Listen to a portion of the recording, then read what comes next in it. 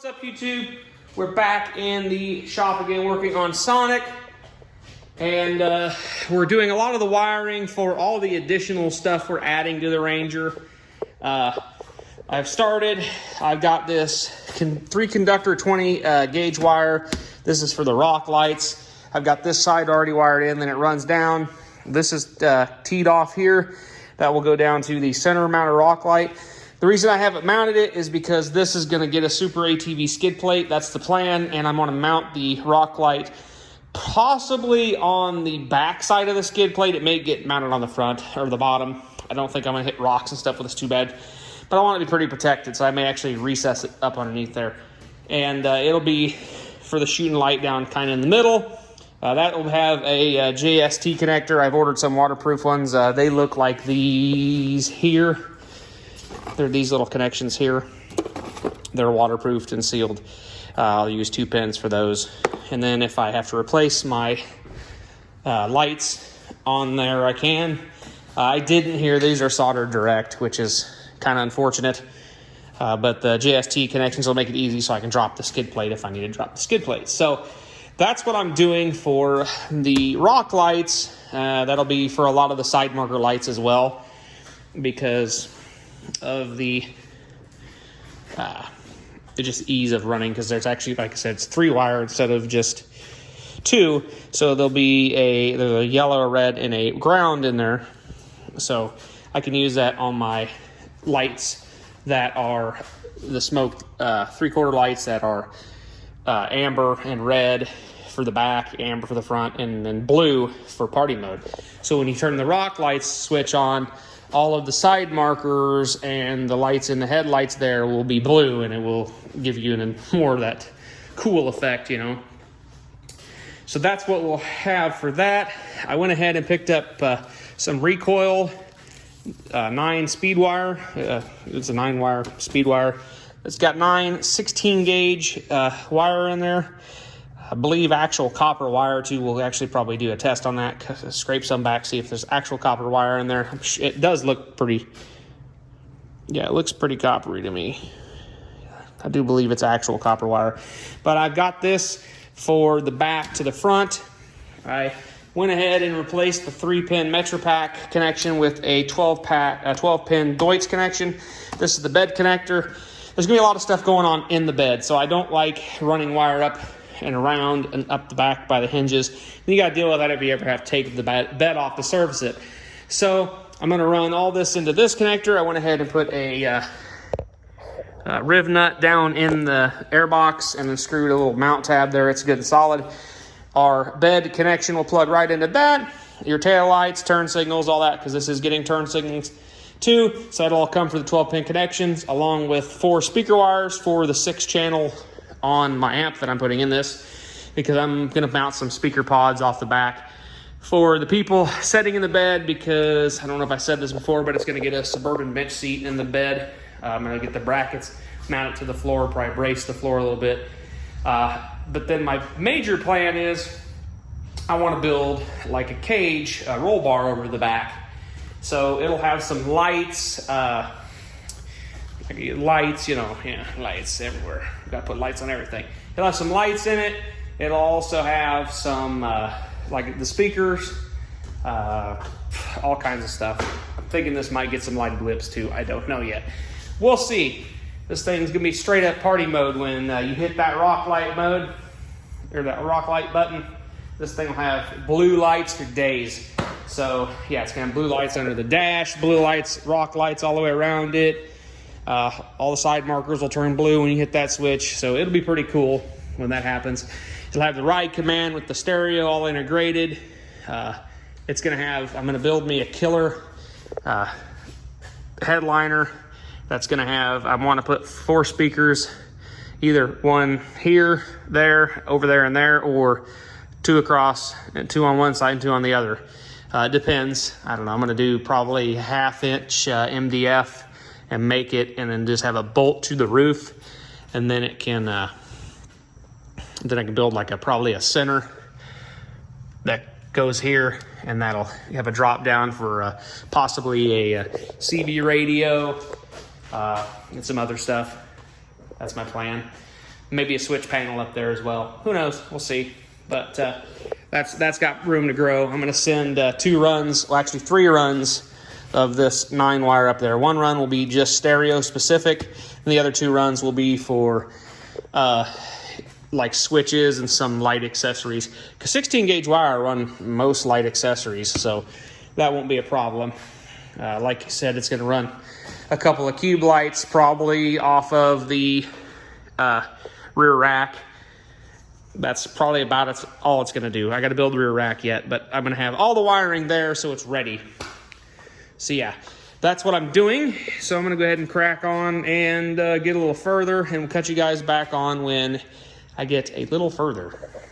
All it is basically just fun running wire right now. So well, it's been a little bit, and I got the 9-wire ran, and then it follows down against the factory wiring all the way down. I also ran RCA wire with power lead for rear camera. I've got it's hiding down in here.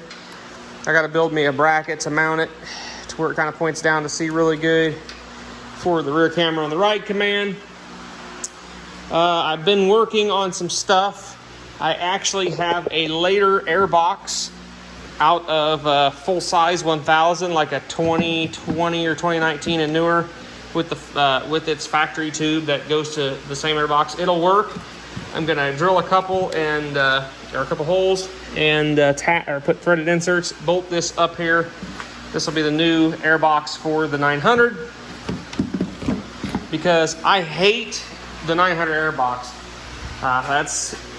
It's difficult to change. It's not too bad, but you got to worry about the tabs coming unhooked when you pop it loose. This one's got one of the tabs is broke anyways, and they're just common points for failure on 900s. People get them open and not latched, and then it basically sucks dirt right past the air filter into your engine, ruining your engine. I like this better. It uses a better filter, a round filter, and I just like this setup better. It's also easier to pop the cap off and change.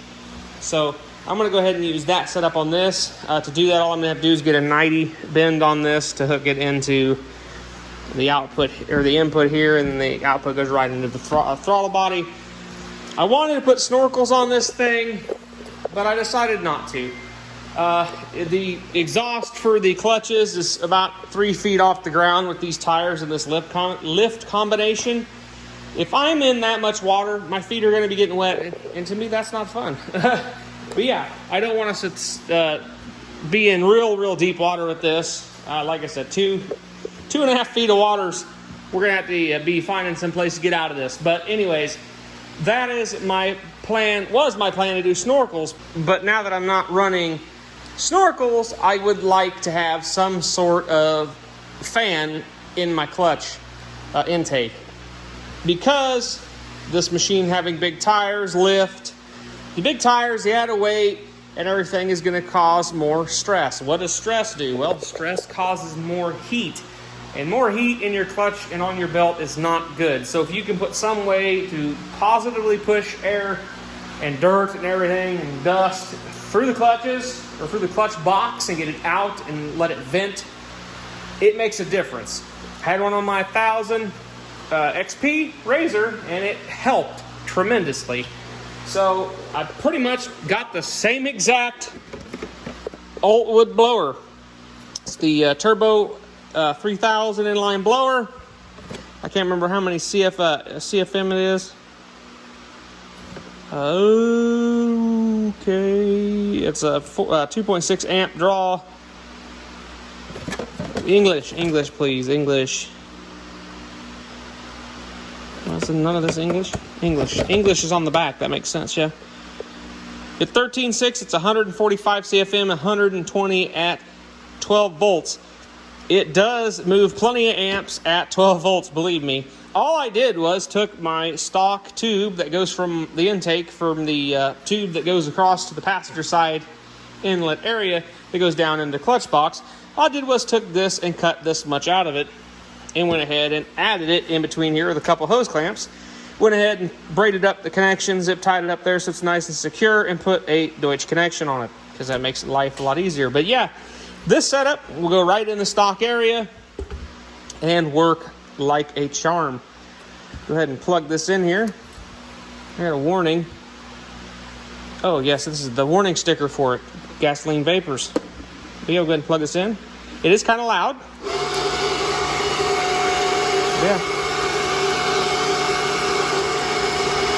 Yeah, that moves some air. As you can see, it sucks that, tries to suck that right down in there. Also got this a little heavier piece of paper.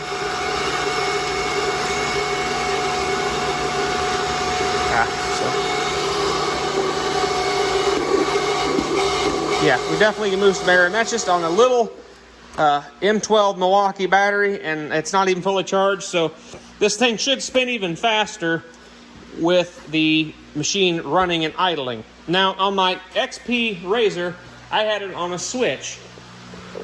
On this machine, I don't even want to deal with a switch. I don't even want to mess around with it, not even having to think if it's on when I'm running, when I need it. I want this thing to be on anytime the machine is running. So I'm actually going to tap into the fuel pump signal and use that to run the fan. So anytime that fuel pump runs, the fan is going to run. So I mean, when you turn the key on, it is going to run your fan in your air box for a few seconds and then shut off, which won't be a bad thing because you'll be able to hear it, make sure it's running before you start the machine. So it'll run for a few seconds on prime, then be off so you can leave the key on, listen to your radio, what else have you on the machine. And then when you start the machine, the fuel pump starts pumping again, it's going to activate a trigger on a relay. I'm going to do a separate relay for it, and that's going to run your fan. So anytime the fuel pump is running, like I said, the fan is going to be running. And that is probably the best way to have a clutch fan on your system. Now, it wouldn't be bad to have it on a switch that you could run it with the key or the engine off, so you could keep it running while you just shut it off after working it really hard and let everything cool down a little bit, which is kind of nice on clutches, let it cool down a little bit. But with this rig, I'm just going to have it where it's on when the fuel pump's running, and that'll be good enough. So pretty much all I left to do with it is mount it up in its hole, and it can be wired. But what I need to do is get my holes drilled and some threaded insert in the frame here for the air box, so I can get that in. I got to order this piece and the tube because I'm borrowing this off a used unit at work. It's got some clutch related problems anyhow, so it's not going to be ready for sale for a little bit because we're waiting on its parts. So I conveniently borrowed the intake tube and the lid. This air box was a replacement off another one because the tab is broke. Customer wanted that fixed. Instead of throwing it in the trash, I thought about didn't think about it. I just figured I'd recycle it. And it works perfectly with that tab being gone because it doesn't cover up my VIN number. If this tab was here, it would cover up the VIN number, or part of the VIN number anyways. And I don't want that, so I'm just going to go ahead and trust the back tabs to hold it good enough, and it should, I would think. We'll see.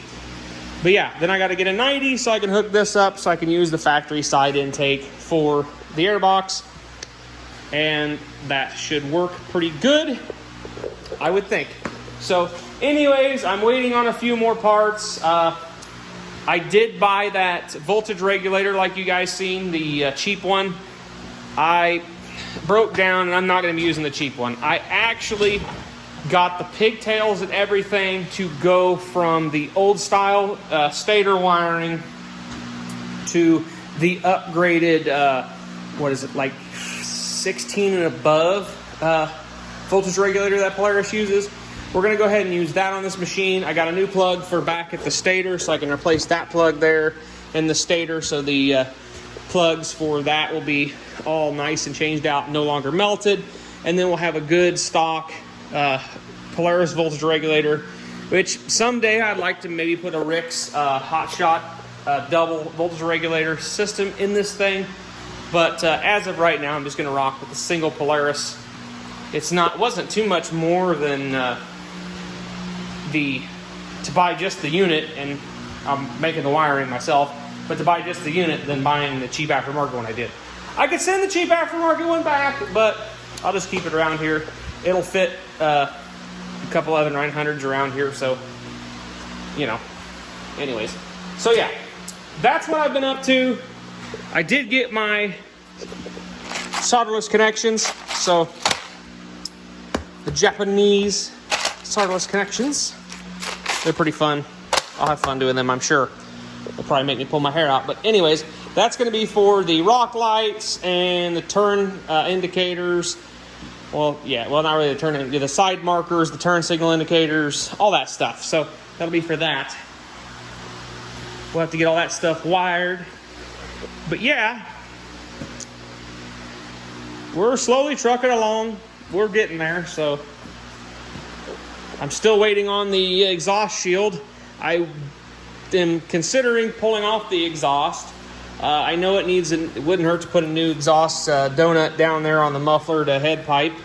And I'm also thinking about popping this cover off of the head pipe, header wrapping the head pipe, and then putting the shield back on there and help keep even more heat out from the back of this area. Maybe get it down the head pipe into the exhaust and just kind of keep some heat at bay back here, and maybe help keep the heat in the pipe so they don't do their cracking like they do, because these are notorious for cracking head pipes, especially if you have bad motor mounts, which I'd like to check this machine because it's got a good chunk of time on it and they don't look like they sag too much. Definitely have to look into that. If they're kind of getting kind of old, we'll go ahead and replace them too while we're in here, because we're in pretty far. Also, while I'm this far, I'm going to go ahead and pop some stuff apart and put some foam in, so I can, I'm going to put some foam in so it will be ready for a heater later on, so it'll be all nice and sealed up. Anyways, when I put the panels, this is just on here for right now for testing purposes. I was kind of seeing how I could possibly route some different hoses when I was doing the snorkel idea, until I just decided to cancel the snorkel idea. So anyways, guys, this has been just kind of a short little update for this thing. And yeah, so like, thank y'all for watching. Hope you're enjoying this build. As slow as it's going, unfortunately, but it should be at least back together here in probably a month or two, hopefully. That's my plan. I'd like it to be back together by then. So anyways, guys, we'll catch you guys in the next video. Have a good rest of your week.